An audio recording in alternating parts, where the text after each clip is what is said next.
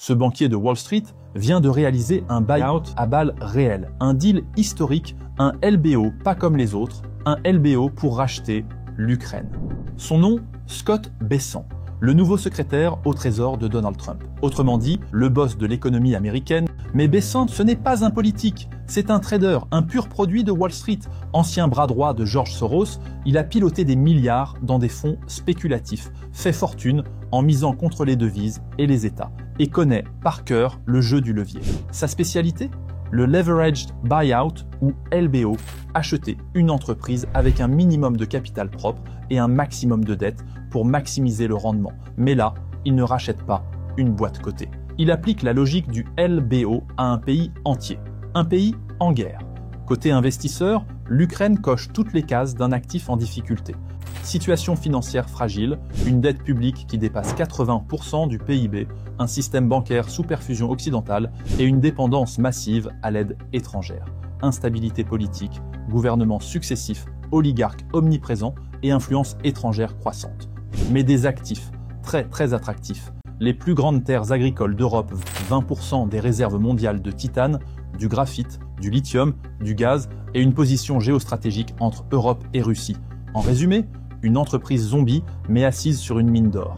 Et qui finance ce rachat ? Pas Goldman Sachs, pas Blackstone, mais le Pentagone. Oui, ce sont les aides militaires, près de tanks, de missiles, de milliards de cash, qui jouent ici le rôle de la dette dans un LBO classique. Des milliards de dollars injectés, non pas pour sauver, mais pour prendre le contrôle stratégique des actifs.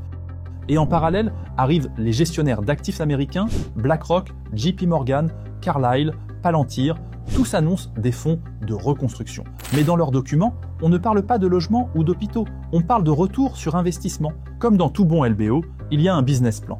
Étape 1, stabiliser la cible. Traduction, trouver une paie négociée pour sécuriser l'investissement.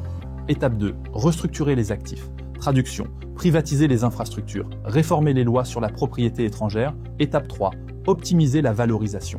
Traduction, extraction massive, production agricole industrielle, concession minière. Étape 4, préparer la revente à l'Europe, au marché financier, à un autre fonds, peu importe, tant que la valo monte. Et pour piloter tout ça, McKinsey rédige les plans de réforme, Palantir gère les données sécurisées, BlackRock structure les produits financiers. C'est un rachat d'entreprise. Sauf que cette fois, l'entreprise, c'est un État souverain. Et comme dans tout bon LBO, ce n'est pas la performance opérationnelle qui compte, c'est la valorisation finale. Sur le papier, l'Ukraine est exsangue. Le compte de résultat est désastreux, mais le bilan est une mine d'or, littéralement.